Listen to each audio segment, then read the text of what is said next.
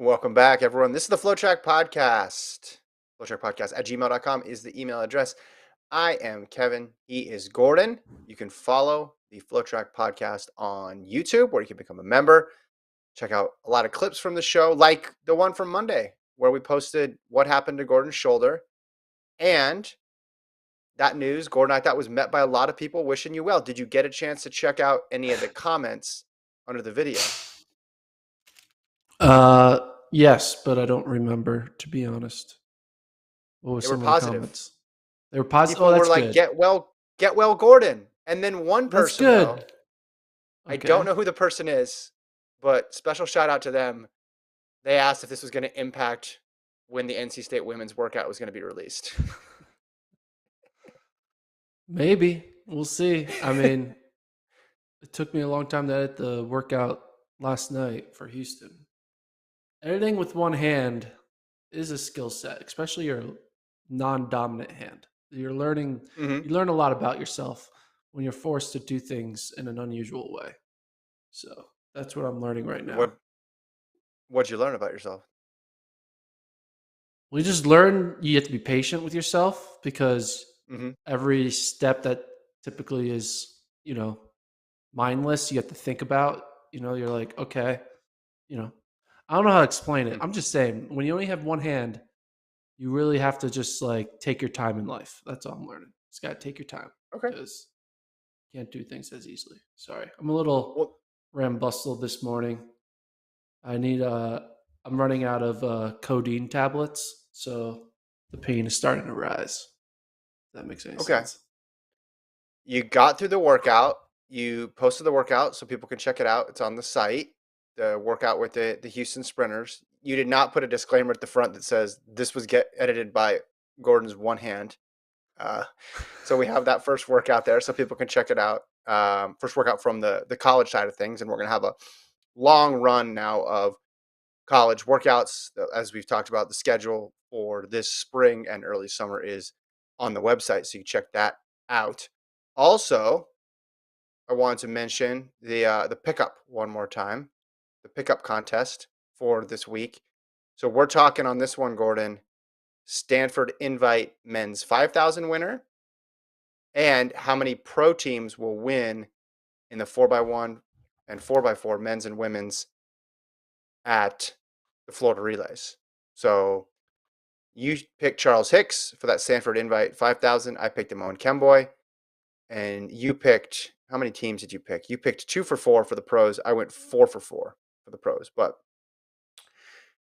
join that pickup contest, and you can win prizes. I do have an update from Florida Relays. So I got a text from good old Mike. He said, just a heads up, we don't run the college and pros together at the Florida Relays, and more than likely won't this year either. The college 4x4, though, will be hot. Florida, Georgia, A&T, Iowa, all in it. So the pros and the colleges are going to be in different heats. So we're going off of time. So whoever has the fastest time will be deemed victorious. So they won't be in the same heat. They'll be in separate heats. But if the pro winning time is faster than the college winning time, that counts as a win. So good clarification. We saw something similar at Texas Relays too, where you have that invite section sometimes where it had, for the individual events, sometimes it had pros and collegians mixed in. And then when you went to the relays, you had those pro teams usually just battling other pro teams. So time, good clarification there. So join the pickup contest on the website, Stanford Invite, Florida Relays, the 2 meets that are the subject of the pickup contest. Also, if you're watching this on YouTube or a later clip, you can text us questions, comments, 31042, 31042. Text Gordon, text Kevin to that number. I also wanted to mention some new stuff on the site. I did This Week in Track. It's back after a 2-week break. The subject this week, Gordon, I did a deep dive on what happened if there were no wind readings in track and field. What if we just didn't care about wind? What would happen? I also talked about some winners from the indoor season as well. I feel like we should. Yeah, I agree with that statement. What if we didn't care about wind? It does kind of ruin it a bit, it ruins big moments by being like, not win legal. It also ruins it when it's into a headwind. Could have been faster. So Mhm. I'm interested to watch that. I haven't watched it. I'll watch that after this podcast. I'll check it out Yeah, on the YouTube channel. please It's on the do. YouTube channel. It's it's I'll on the check it out. YouTube channel.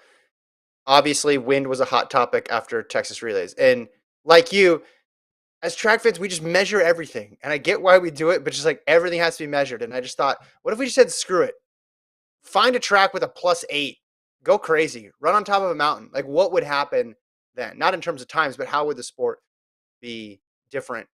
Also, we'll have I did a race breakdown, a Penn Relays one, 2016, Raven Rogers anchoring Oregon to a victory.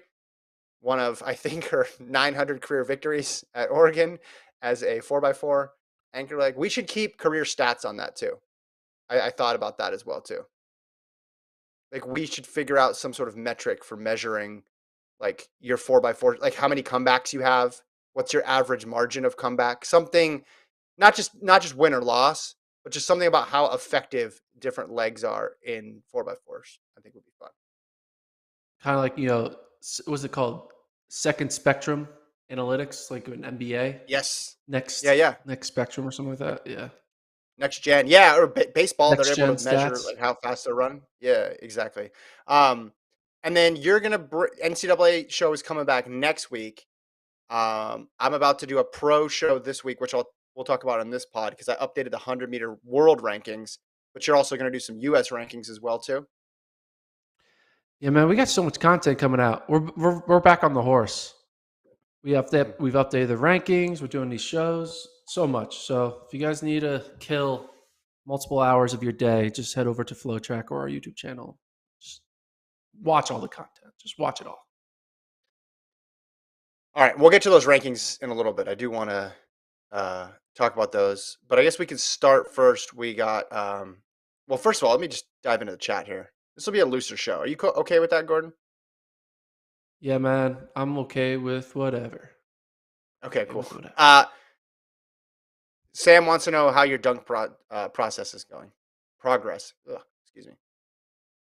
Clearly, there's a snag in the dunking process. I can't jump or hop or skip or run or do anything. I did have a couple of people ask me if the injury was from a dunk attempt, which would have been really depressing if I broke my clavicle trying to dunk like a 10-foot rim. Mhm. But things were going well up until the injury. I I was about to actually, the day before I got injured, the day after I was supposed to do my next dunk attempt. But Yeah. clearly, I'm now on a 2-month hold. But things are going well. I'm confident. I mean, clearly, I don't have a lot to show for my dunks yet, but I Right. know there's something going on the inside that's slowly getting ready to go. Like I'm working on the inside of my mechanics. You know, my Mm-hmm. Mm-hmm. health, my body weight, all that stuff before I actually start showing some improvement. So, but clearly there's going to be a big setback here. So now I think my plan is for these 2 months of not really exercising because I can't, I'm going to have to come up with unique ways to not gain weight, right? Because I'm going to be very sedentary for the next two months. So I have to figure out Mm-hmm. how to eat better. And then, I think I'm going to learn I'm going to try to get a trainer maybe and like bike on a stationary bike because that won't hurt my Mm. shoulder. But I have to start being creative. But still, December 31st, 2022, Yeah. I will put a ball in the hoop from the ground in the air. Gordon, That's the plan. do you see this as an Yeah. opportunity to go lefty by chance for basketball here? Go up with a left? Yeah. I could go up with the left. I don't know. I mean, I can't really. Yeah, it could be ambidextrous. Maybe this is Mm-hmm. a sign for me that I've been jumping off the wrong foot and I'd be going up on the left side instead. But we'll see. We'll see. We'll see. We got some good news though yesterday.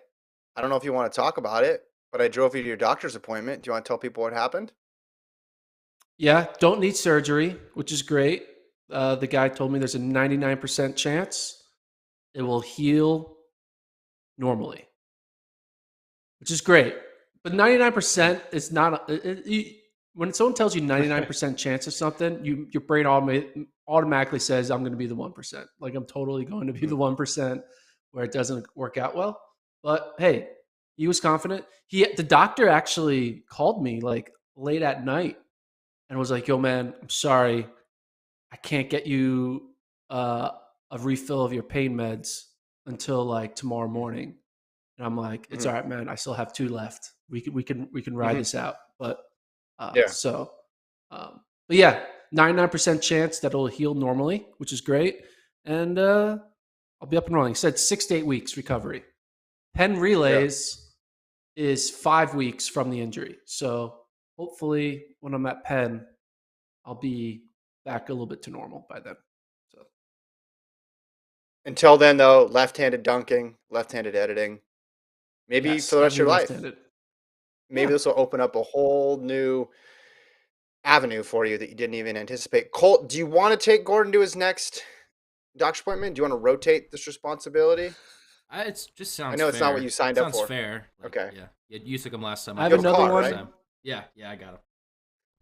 Okay. I have another one next week. So Oh, wow. Thursday. Okay.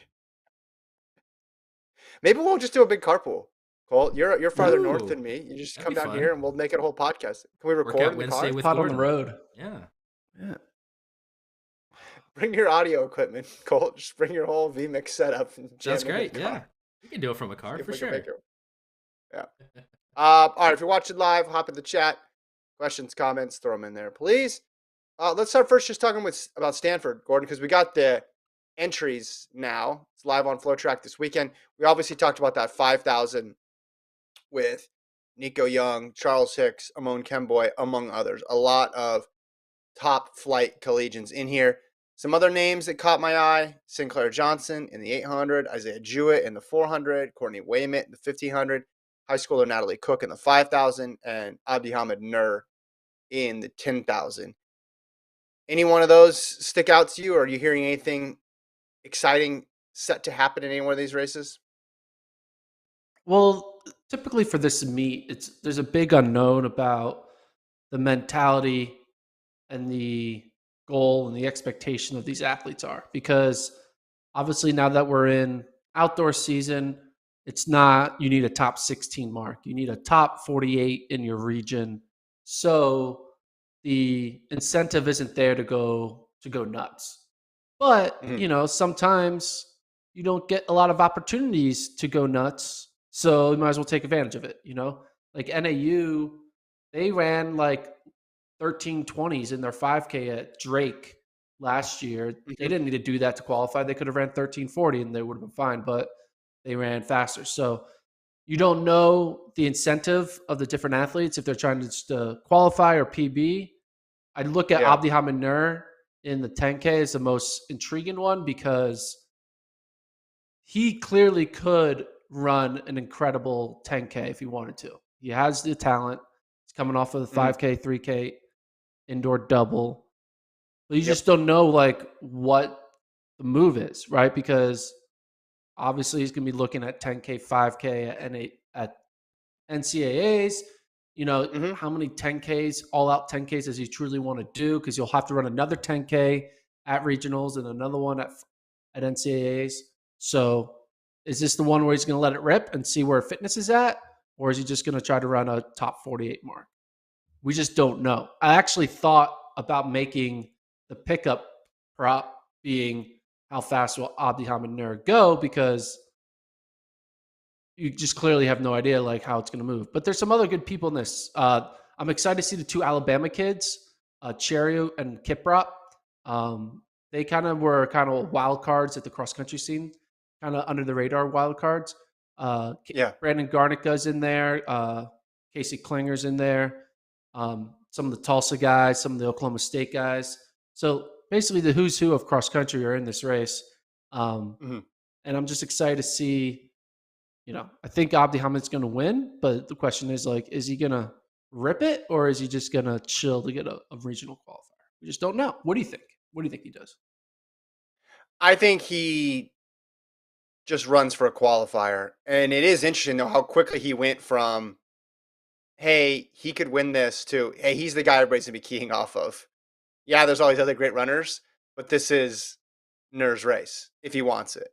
And I like him as a pick. Gordon's go nuts pick. You're trying to figure out who's gonna go nuts. You think it could be Nur. I just think coming up after the double, that's just got to be hard physically, but also mentally and emotionally to get up again for another race. I could see him just laying back. And then if he wants to do something special, you know, 2 weeks, 3 weeks, a month from now, have another opportunity to do that. What would you put the time range at? I mean, like, is he going to try to run sub 28 or is he not? That's what I just don't know. Is he going to try to run like 28:15 and call it a day, or is he Well, going to try to run mid 27s? I don't know. yeah. I just don't know. I don't even want to put it over under because Okay. I could be completely way off. You know, Mm-hmm. like Cheserek when it was in some of these races would run like 29 minutes and like call it a day. Like, Yeah. all right, what's going on? Yeah. Well, this is where the difference between indoors and outdoors is so stark. Because if this was indoors, you'd say, Yeah. all right, you have one opportunity to run this, and the mark is Yeah. going to be way faster than it's ever been. Don't leave anything for chance. Now you're talking about 48 in your region. So you have a lot of margin for error, especially if you're really good like he is. What about the five? What about the men's five with the race that we talked about at the top? I think that will just naturally be quicker because the 5,000 has been quicker everywhere. I mean, you look, it took 13:20 something just to qualify indoors. That would have been like top Yeah. two any other year. Um, Yeah. I think we're going to see, there's going to be when we look at the end of the day, at the end of the season, when we're going to look at the men's 5K marks and other distance of marks on the men's and women's side, we're going to be like, holy crap, so many people broke 13:30 this year, or so many people broke 13:50.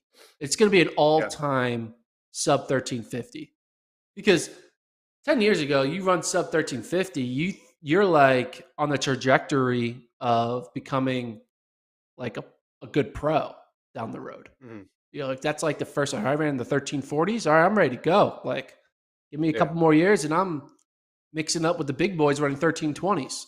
But everything has just been shifted 20 seconds where now it's like, all right, you got to run 13:20s and then in a few years mix it up with the big boys and run sub 13s.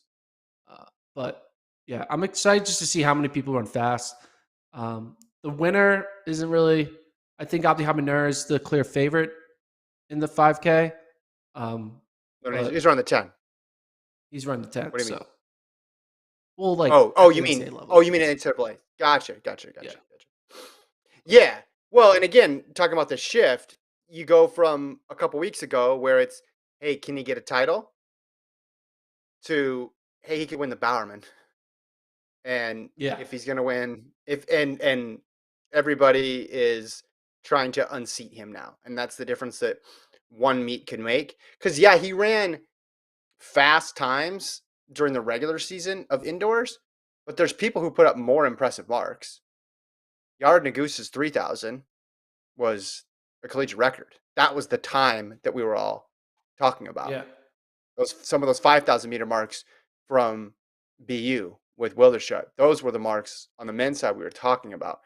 But you go to championship season, you win the title. That's what people are talking about. You go back to back, then you're the guy to beat.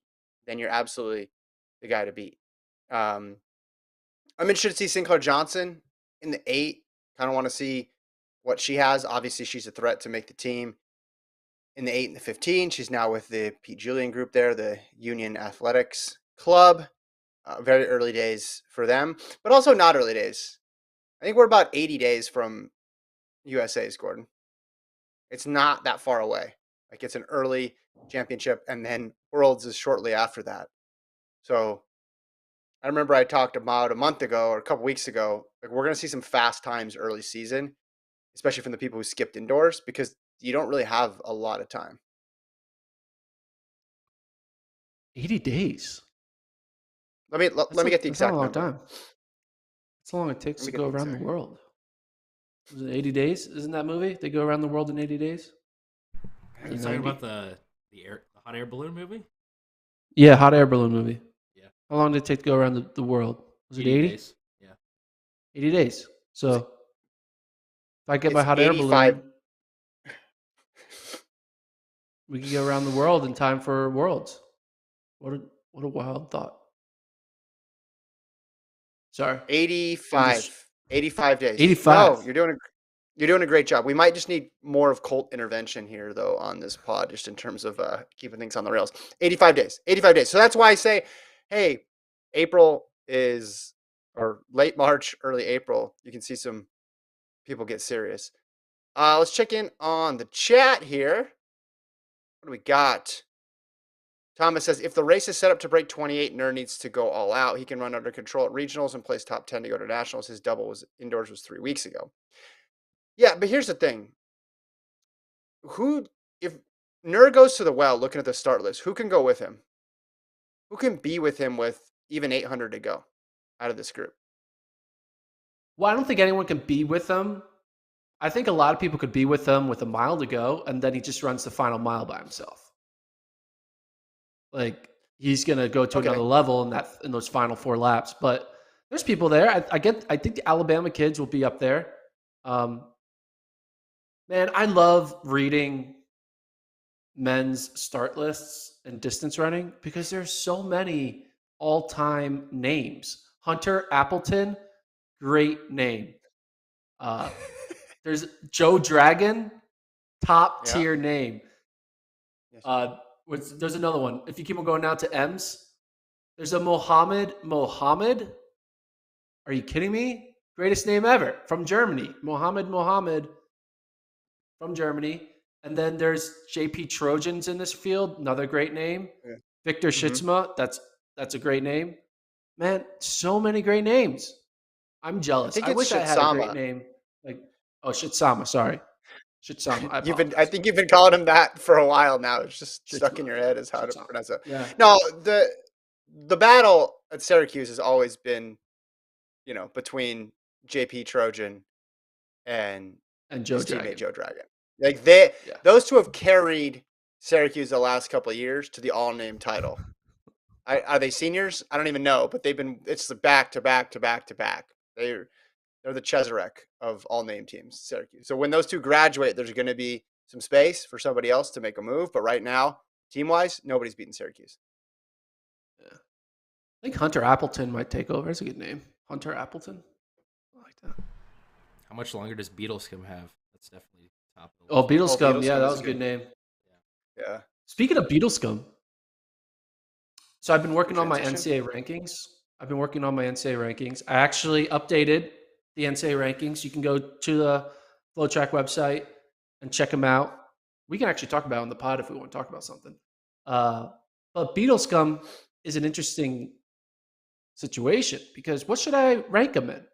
Should I rank him in the 15 or should I rank him in the 5? Both. He's not going to do both.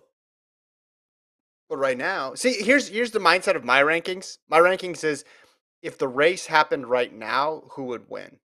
And since you don't know what event, everybody. So, for instance, on the pros, I'm ranking Kerley in the 1, the 2, and the 4 right now. Yeah, you can do that for pros, but I just can't do that for college because there's a team aspect, and I can't give athletes more points than they're going to get. I have to consider that there's a team situation going on, so you can't run every event. Like I can't put Nico Young in the 1500. I don't want to make extra work for you, but you could rank him in both, and then for the team rankings, just take him out of one of them, and then move the points accordingly. But that would create extra work, and that's the last thing you need right now. Yeah, last thing. I don't know. I thought he was going to run the 5 indoors. That was my one big bet. I said this guy's going to win the 5, and then he ran the mile and the 3,000. So I don't know. Well, I ranked him 4th in the 5K, behind Abdi-Hamid Nur, Amoy Kemboy, Nico Young, and then Beetlescomb. I had some fun with these rankings because now you have more data points to go off of. You have their indoor, you have what they've done outdoor, you have their indoor time, indoor place, what they've done already this season. So it's kind of fun to figure out where people are going to land. So you've done men and women? Yeah, they're all there. Wh- Check them all out. What was the FloTrack.com/rankings. what was the most difficult women's event to rank?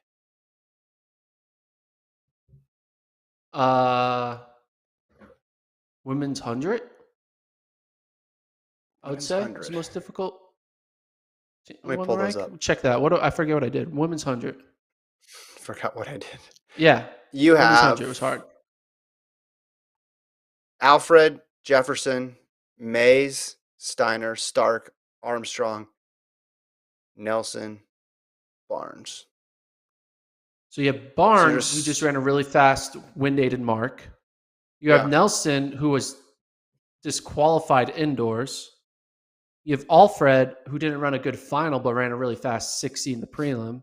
You have Steiner, Mm-hmm. who's like, probably the best athlete. You have Jefferson, who's a surprise winner. You have Mm-hmm. Stark, obviously, just what she did in the 60 and 60 hurdles. So you just have all these, like, everyone has Yeah. a blemish and a high point, and you're just trying to figure out which one matters most. But I went with Alfred first, but Yeah, that that's could a hard clearly one. change. Yeah.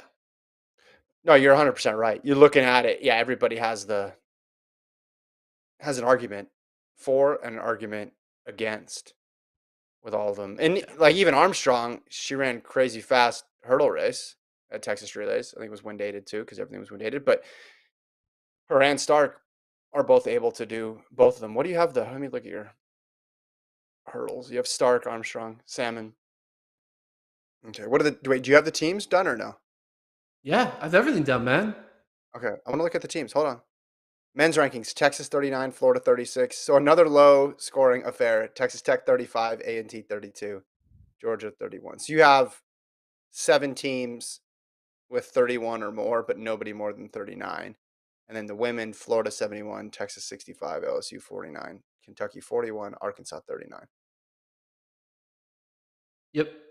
Okay, all So right. That the seems reasonable. women's team is going to be very similar battle between the Florida, Texas's, Kentucky, LSU's, Arkansas's, mainly between Mm-hmm. Florida and Texas. I think they're going to go 1-2 the same way they went 1-2 indoors. Men's team battle is very different. The Florida men are going to be relevant. Florida men weren't relevant indoors. I think they finished up 8th or outside the top 10. But Florida men legitimately might win, mainly because they have 2 really good relays that could easily win. Yeah. That's 20 points. And then they have Fambula, who right now I'm not even ranking because, obviously he's coming off an injury, but he looked good in his relays. So once Fambula starts putting up marks in the 100 and 200, that 36 point total is going to go up into the 40s, and it's going to be hard for someone to beat Florida. So there's a good chance Florida men and women both win in outdoors. So to clarify, that 36 is without their best sprinter involved. Correct. Correct. Because And I he's hitting it. ranked Fambula all regular season long last year, like indoors, then finally took him out with like 2 weeks to spare. I was like, all right, I'm gonna keep you out until you give me a mark, and then I'll put you back in. So they All have right. definitely a big bullet in their chamber to add to that point total once he actually starts running. Gotcha. All right. Checking on the chat. Thomas says, "Hey Gordon, have somebody go buy you a handheld microphone so you can lay on your back in your chair and talk. I mean, I guess you could pull your mic back Yeah, with you. so I can, but the For mic is those not heavy. watching, Gordon is in pain right now. Medication is not set in. People are asking about your medication as well too. Uh, Yeah, I took my latest tablet like 30 minutes ago. I learned it takes an hour for it to really kick in. And then all right. takes an hour for it to kick in. 2 hours is when you feel the best. And then it goes away in like 4 hours. And then, you only really get a good 2 hour sweet spot of it. They say every 6 hours, but we really only get the benefit 2 of those 6 hours. So, yeah. All in the game asks, will we ever see a major meet/championships in a stadium with a retractable roof? Hmm. What do you think? I mean, we would have to. Well, they're never going to build a track that's retractable roof because they're just. Well, what's the purpose of a roof? I guess it's for cold weather, right? Is that the purpose of a roof? But Texas has stadiums with roofs. What okay, when you're building a stadium, why do you put a roof on it or not? Like what's the whole purpose? This Comfort is an honest question. for these. No, I just like I wish someone would clip. What's the purpose of a roof? Just by What itself, I is think stands. like it makes sense in Minnesota that the Vikings have a roof on their stadium, but why does Yeah. the Dallas Cowboys have a roof? That doesn't make any Yeah. sense. It's never No, cold. temperature controlled, weather controlled, that sort of thing.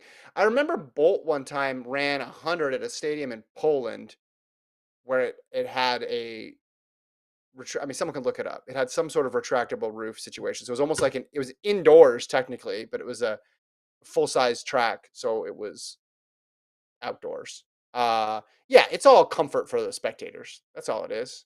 The the new Got it. football stadium in LA is essentially covered, and it's LA. Or the sides are open with it. I don't personally like it because it's LA. I feel like it should be fully outdoors, but people want to be extremely comfy when they're paying lots of money to see a sporting event. They don't want the sun on them. They don't want the small chance of rain if you're in Southern California hitting you. So I think that's why. Will the Olympic track and field for the 2028 Olympics in LA, where would the track be? Do we know that yet? Yeah, I Is think it in it's SoFi Stadium? no, it's gonna be. I mean, it's Rose gonna be in the Bowl? same. Where's no? Where's the opening ceremonies? We'll type it in Olympic track venue, LA 2028. Boom. Because it's gonna be like I think it's gonna be like raised up, basically, is what I heard from where they're building it like on top of where where the opening ceremonies are held. I don't know if Okay, it's gonna so be LA Coliseum, the Coliseum is having right. track. Yeah. So, yeah, so that won't be indoors either. So someone told me that it would like just go on top, basically be like raised up. It would put the track on top of it. So yeah, I don't know. I think it's interesting, and this is one of the things I discussed when I was talking about no wind readings. You're gonna see fast times at major championships because that's when people are peaking and that's when they have the best competition, right? But where are the best conditions in terms of weather? Well, when the stadium is going all the way around, you can look at some of the wind readings from recent championships. A lot of times it's legal, which is great, which is great. You never see like 4.5s at major championships or Olympics. You never see 3.6s. So my point was basically if the whole goal is just become the world's fastest man or woman, you'd have a group of people who just went around the world seeking out the fastest place to run a quote unquote legit 100. And that would be a place that gets really high winds at your back, maybe a place at altitude as well to make it even faster.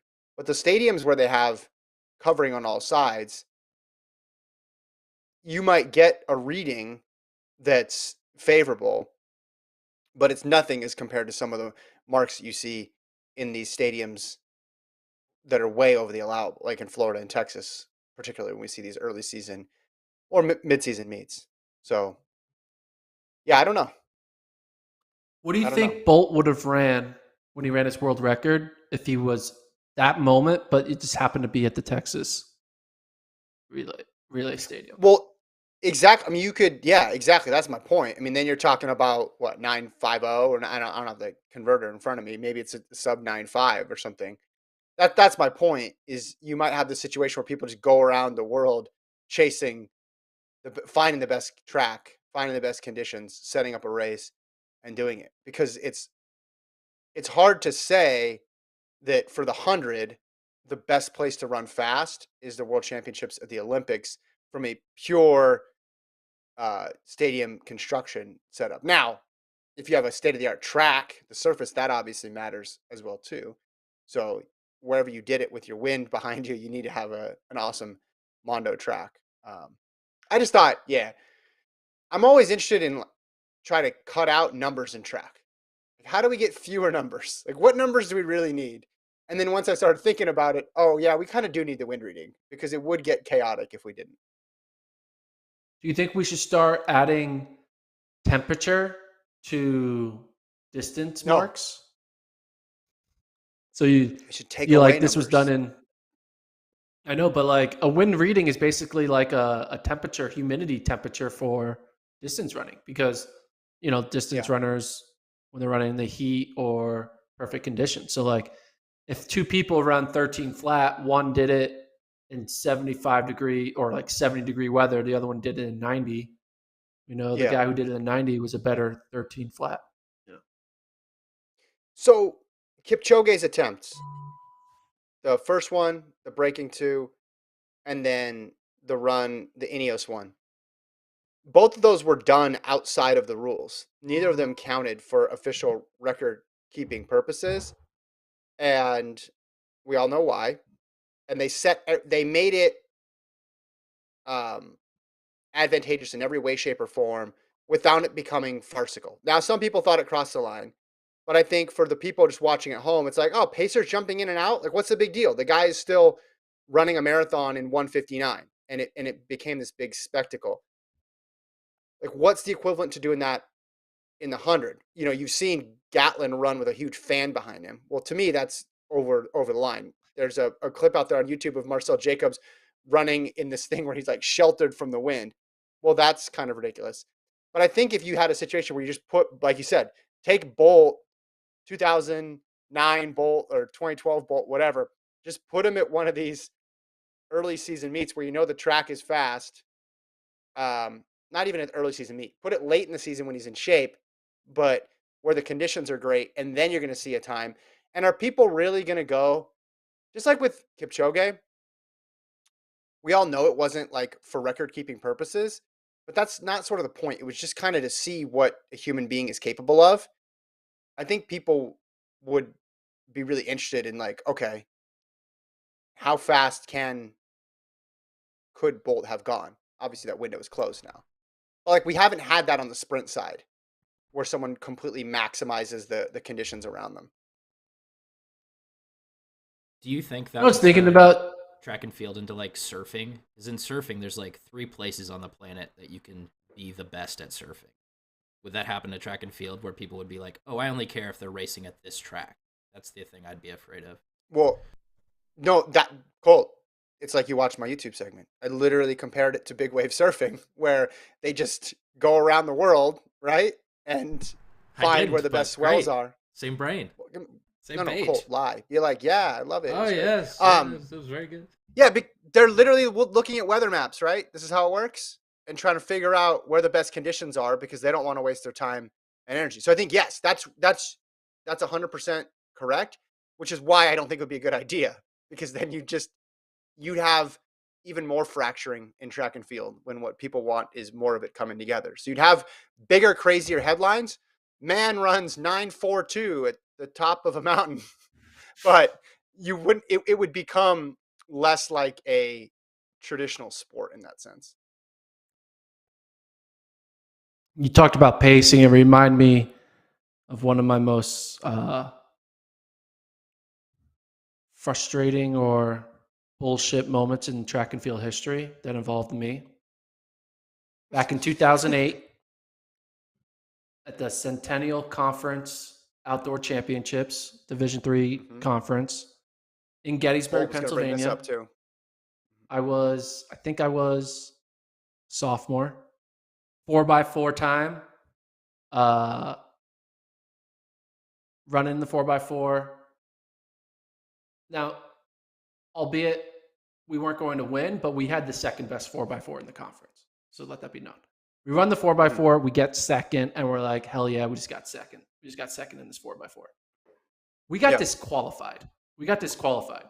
This is why we got disqualified. Okay, we got disqualified because during a 4x4, one of our teammates who was cheering for us on the infield, on the opposite side of the track, ran alongside on the infield, like cheering for us.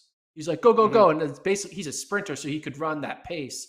but basically was running neck side by side with the field, cheering for us, like, go get the guy in front of you, get the guy in front of you. Yeah. And we were disqualified for being paced in the 4x4. Yeah. Yeah. That's bullshit. Right? I agree. I agree.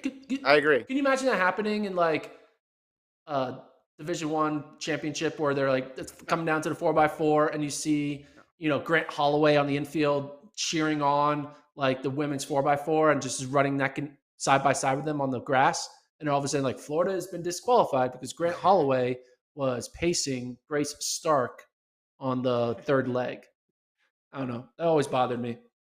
But getting disqualified for illegal pacing was one I never heard of.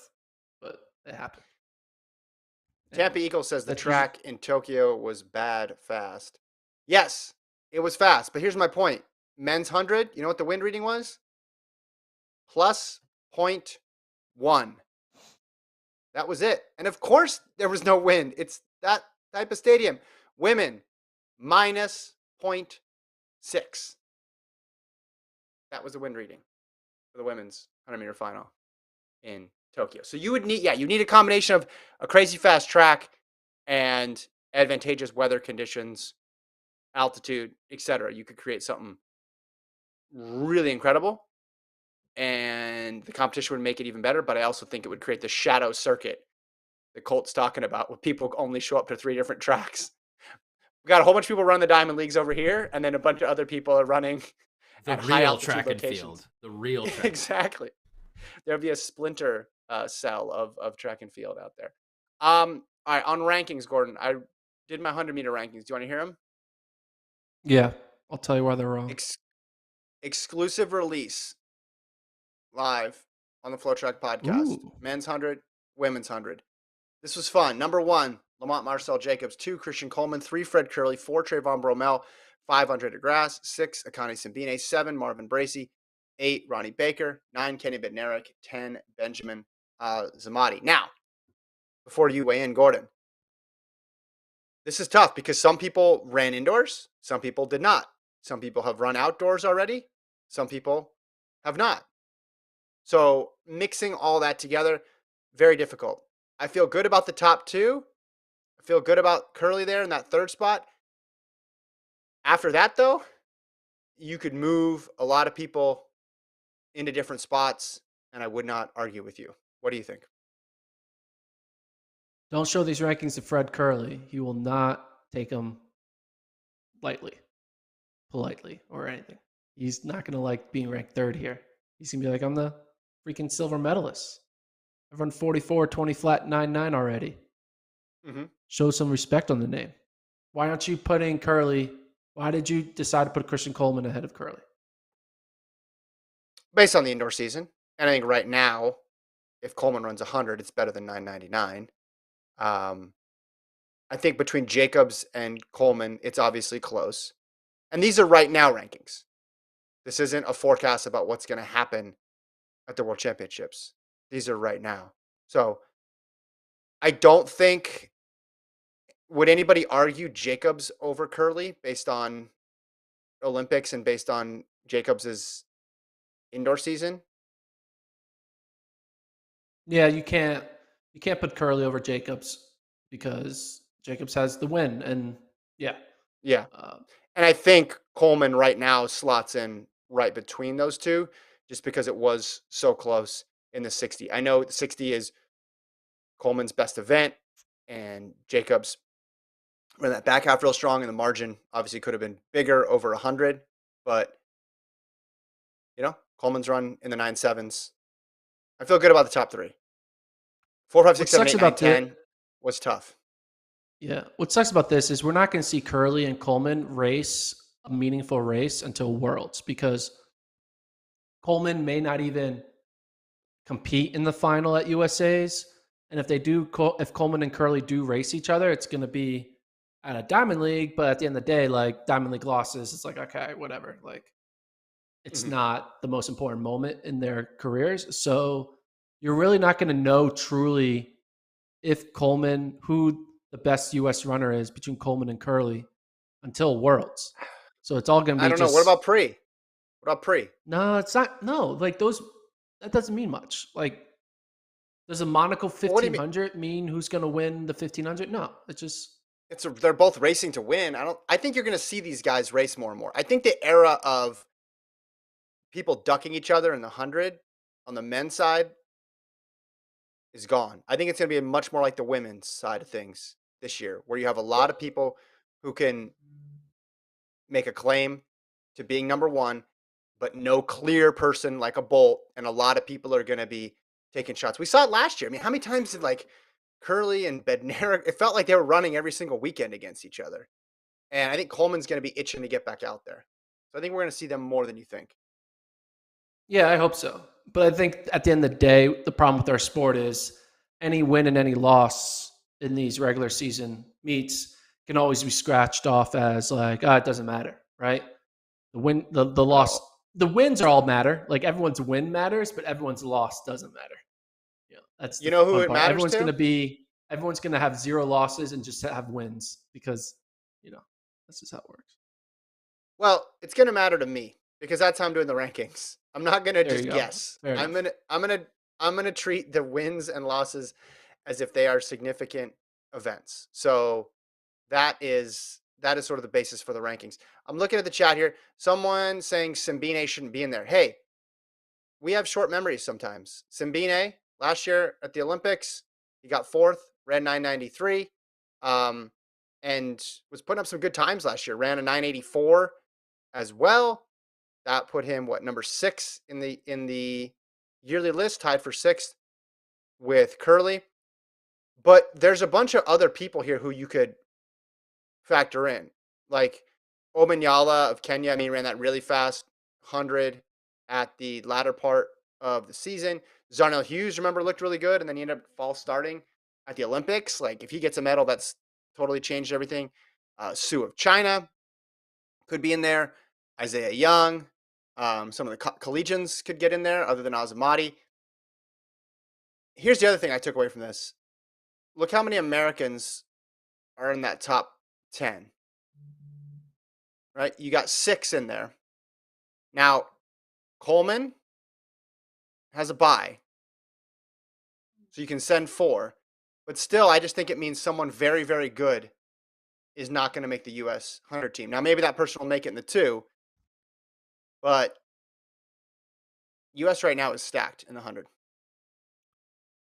Yeah, and you could argue Kenny Bednarik is the one that can clearly make the 2. It's really going to be between Romel, Bracy, and Baker, and I think only Yeah. 2 of the Bs are going to get in. So the battle of the Bs, Romel, Bracy, Baker, you get to take 2 of those 3 because I think Kerley will get in. So Yeah. Well, and I think when you look at Bracy and Baker, their indoor seasons went in 2 different directions. Bracy ran really well. Baker did not, but I tried not to overrate indoors. I'm not going to drop Baker off just because indoors didn't go very well, because this is the same guy who had a really good shot at an Olympic medal last year, even a chance to win it. Ends up getting 5th in the final, but he ran 983 last year in the semis. He put up a bunch of good performances last year. So I tried not to put too much into indoor, try not to completely forget about what happened last year because indoors can be strange, but I also wanted to value some results, which is why Azamati's in there, which is why Bracy, I have him 7. Bromell, I guess. I think Bromell might be the biggest question mark of the top 10 in terms of variability. Like, I could see him in a month being ranked 1. I could see him in a month being dropped down too. yeah, I can see that too. He has a very high and low. He has those injuries. There's times where you're like, oh, he's back, and then he has a bad race. So, yeah, Bromell can definitely go all the way up to like he's going to medal to I don't know if you'll probably finish 8th. So he definitely has the Well, he's just highest swing either direction. his Olympics were weird. He goes in as the Yeah. Olympic favorite, doesn't make the final, and then post Olympics, Runs gets the world back on lead. track. Did he run the world lead? Yeah, Yeah. yeah. I mean, it was in that meet in Kenya at higher altitude. But yeah, I mean, he set a PB, right? So, um, all in the game says, will We have Lyles contest the 200 at trials given his bye? Dill at Texas Relay said she'd likely do the 400 flat instead of 400 hurdles at trials due to her bye. Yeah, yeah. I'm not sure what he'll do. Maybe he just focuses on the 100 and tries to double up. That's another person who could be in this top 10. Noah Lyles, right? If I went to 15 deep instead of 10, which, hey, maybe I'll do that. Maybe by the end of the year, I'll have like 64. I'll just do a whole NCAA style bracket of 100-meter runners. But Lyles could be in there as well, too. I'd have him in that next group, but he really ran well indoors as well. We have some signing news. Kim Conley, first of all, had no idea she has 3 legs, but she has 3 shoes for her 3 legs. But she's now Nike. And it's so interesting seeing an athlete say wearing the best footwear in the game when they were like another footwear for so long in their career. And then they switch and all of a sudden like, this is the best. Like, and it's just like interesting when it goes to show that you can't really take a sponsored athlete's opinion on brands literally because they're being paid to say it, right? It's a good reminder that they're being paid to say that this brand is best. Like this isn't me saying that like he's not the best or New Balance isn't the best, but it is kind of funny seeing a lifelong New Balance athlete all of a sudden tell you, "Hey, Nike's the best." You know, it's just kind of funny. So, yeah, I'm kind of surprised. Like, what has she team. done? I haven't been following her that much, but what's like her most recent results? She's been on the roads. What's she doing? Yeah. Recently. I mean, we knew her as someone who's making team in a 5,000, but I think that most of it has shifted to the roads. She ran a half this year. She ran the New York City half, ran 72. Last year she ran a few 5s, and then towards the latter part of the year was on the road, running some 5Ks. But last year, I mean, her season best last year was 15:22. She ran 31:40 in the 10,000. She didn't run the trials. So has she done a marathon yet? I thought yes, she did New York back in 16. She did New York, but that was a while ago. I don't think has she done one since? No, I think that's the only one.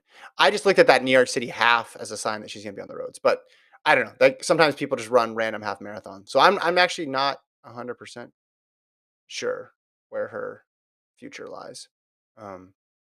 Before we go though, I wanted to talk about the women's rankings if I could for the 100. Yeah. Sorry. Controversial number 1 pick. I saw the news. No. I had it. Okay. It was good women's interjection rankings. of breaking news. Thompson, Hurrah, Fraser Price, Jackson, Kambunji, Shikari, Marie Jose Toulouse, Dina Asher-Smith, Tiana Daniels, Del Pont, and then Briscoe. So 1, 2, and 3 feel good about. Kambunji, given credit based on the indoor season. She was solid. Outdoors. Richardson, I mean, obviously has the ability to move up. We just didn't see her indoors. And then the tail end of last year, she wasn't as good as she was in the beginning of last year, but I could definitely see her moving up in the early parts of the season. Toulouse, solid. Asher-Smith was hurt in the 100 last year. Daniels made the final. Del Pont ran well. And then Briscoe, silver medal at World Indoors. So I didn't even have, after all that talk of Swoboda, I didn't really have her in there just because she gets 4th at World Indoors and Kambunji runs faster than her and Briscoe runs as fast as she did, but beats her head to head. So do you have any problem with this top 10, Gordon? I got a lot of problems, but I'm not going to bring them up. What I am going to bring up is one singular question. Yeah. You put Shikari there, right slap in the middle, smack in the middle. That's the word, smack in the middle. Put Shikari Richardson right smack in the middle at 5th, which makes me think that's a great over-under for her finish in 2022 at Worlds. Do you think she finishes over or under 5th place? Is she finishing top 4 or is she finishing outside the top 5? I think she's finishing better than 5. I don't know if that would be over or Really? under. Yes. Yeah. I think I think experience is going to help her this year. Um, I don't know, like that Jamaican trio, obviously very solid, but it wouldn't surprise me if one of them isn't able just to keep pace with this year. So I would have her. So you're saying I get 1, 2, 3, and 4? Do I get 5 too if I go under, or is 5 just a push? No, 5 is push. It's either Okay. top 4, so medal / first out of the medal, or outside the Yeah. top 5. Yeah. Okay. So I think if that was the line, I'd get better odds in top 4. So there'd be some value there, especially. But yeah, I'll go 4, 4, 3, 2, 1. That's what I'll go. Where would you go? You're very bullish. Why are you so confident that she's going to be the early 2021 version of herself and not the late 2021 version of herself?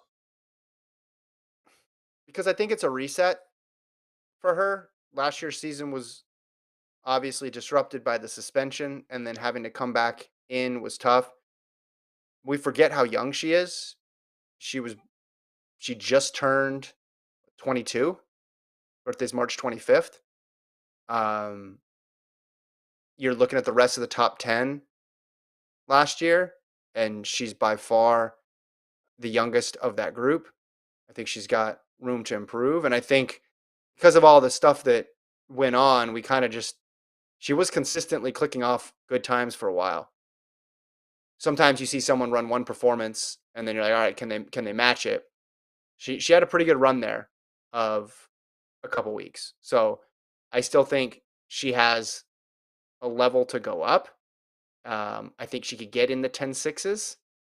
And if she gets in the 10.6s, she's going to be in the top 4. My take on Sha'Carri is I'm taking a break. Taking a break on trying to project her. I was all in on projecting her greatness throughout 2021. You just But I'm you just taking a made me break. make a pick, and then you're like, I'm I'm taking gonna a not break. take a opinion on it. I'm Okay, taking well, a break. I need some rest. I think I'm gonna be able to give my true Sha'Carri Richardson take once I'm healed up from my collarbone okay, fracture. I think that's the plan.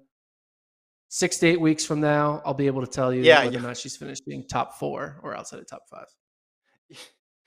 yeah. You also have the benefit of more races being run at that point Exactly. too. I think we'll. I know you were joking, but to your point, in a month, I think we'll know. That's true. We I will. think we'll know exactly the range, because if she starts like she did last year, yeah, assuming there's nothing that sidetracks her, she'll get it. She'll get it done. But if it looks more like the latter part of the season, yeah, this women's 100 is deep, because here's why it's tough to pick. If you start tumbling out of the 10.7s and into the 10.8s and 10.9s, then that whole group can go past you in an instant. Yeah. So it's pretty deep. Someone in the chat mentioned don't sleep on Shrika Jackson. Yeah, um, I'm not. I saw her indoor season, and that was pretty good. And that's somebody who, again, is coming from the 400 side of things down. So I mean, I have her third in the world, so I'm not underestimating her at all. I think Richardson will get into that top 4 at Worlds right now. Now Gordon punted, and I respect that, and he's on the mend, so he's allowed to do that. But I do like how you set up that question, and then I asked it back to you, and you're like, "Nah, I'm not gonna do it. Nah, no. I'm Nope, taking a not break. gonna go there. Not gonna Taking go a there." All right. sabbatical. Sha'Carri Richardson's take sabbatical for these next 2 months. Well, if you showed someone her just like a list of results from 2021 in 10 years who had no idea what went on and the context of it, they would be so confused as to what Yeah. happened. Well, they thought she broke her Because, leg, is what they probably would have thought.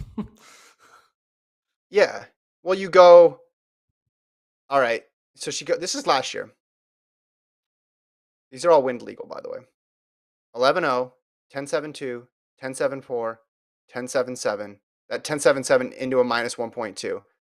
Then she goes 11-53 into a 4.2, whatever that means. 11-44 into a 3.1, which is her first loss. So she lost at Gateshead after winning a couple meets in a row. Then trials. She runs 10-64 in the semis with a plus 2.6. Then the suspension. And then after, she goes 11-14 for ninth at Pre, and then 11-19 for second in Padova. And then she runs a 22-45 for fourth in the Brussels 200. Yeah, I guess people would assume something went wrong. Just don't know what. But the beginning of that season, though, Gordon, 72, 74, 77. And then if you throw out the wind-aided ones and you want to go to trials, 84, 64, 86. Throw in a 22-11 in the 200. She was from April to June to mid-June, 2 straight months there. She was incredible. This weekend, Which is why people were so high on. I know everybody now is like, oh, all hype, like she lost Pre. Like, there was a reason she was getting attention. It wasn't just because of her interviews and her tweets. She was running insane times for a long period of time. Yes, you're right. This weekend. Tell us what we have this weekend. Live on FloTrack, we have the West Coast Relays. We have the Mike Finelli Track Classic. We have the Stanford Invitational. And we have the Paris Marathon on Sunday. So 4 big live events going down. Some good distance action at the Finelli Track Classic, Stanford Invite, West Coast Relays, and then end it on Sunday with the Paris Marathon. So 4 live events. Check them all out. April's going to be a wild month of great track action starting this weekend on April Fool's Day, April 1st. And then going into a big weekend where you see April 9th there on their screen, that World Athletics Continental Tour, Devonshire, that's the Bermuda Games. That's where we get to see the one and only Kerley, Richardson, Noah Lyles, Grant Holloway run live on Flow. So it's going to be fun. Brian Clay Invitational. You have the Golden Games, Boston Marathon. Boston Marathon won't be in the U.S., but Penn Relays will. Obviously, Peyton Jordan. It's all great. Check it out. Live on FloTrack. Like, subscribe, follow us on YouTube, follow us on Twitter, follow us everywhere. And I'll give you my Kerley take in 7 weeks, 6 to 8 weeks. But you just mentioned her running this meet. But you're still not going to. I can watch her. I'm just not going to have a take on her. No take. All right. We'll make a clock. We'll have a countdown for when Gordon is going to have an opinion about it. All right. We got through another episode. Thanks to Colt for producing. We'll talk to you guys on Friday. Until next time.